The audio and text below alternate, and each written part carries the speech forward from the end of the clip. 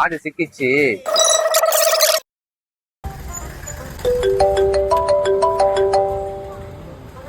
சொல்றா மச்சான். மச்சான் அதான்டா 5000 ரூபா காசு கேட்டிருந்தேன், என்னடா ஆச்சு? மச்சான் இந்த வரும் மச்சான், அனுப்பிச்சு விட்றேன், இப்போ அனுப்பிச்சு விட்றேன்டா. மச்சான் அந்த கடைக்கு போலாமா டீ சாப்பிடாதுக்கு? போலாம் மச்சான்.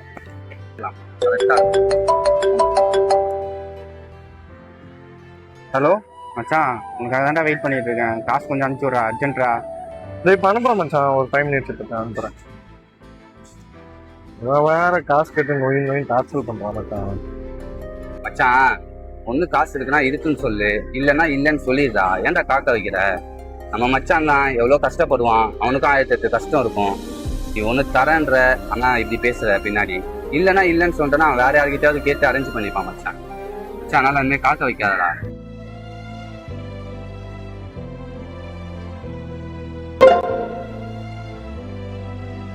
மச்சான் உனக்கு காசு அனுப்பிச்சிட்டேன் பாருடா. சாரி மச்சான், கொஞ்சம் லேட் ஆயிடுச்சு, தப்பா எடுத்துக்காத.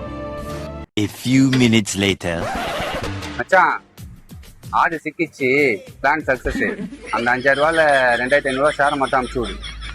அனுப்பிச்சு விட்றேன் மச்சான், நம்ம நைட்டு பார்ட்டி பண்ணிடுவோம். வா வா சீக்கிரம் வா.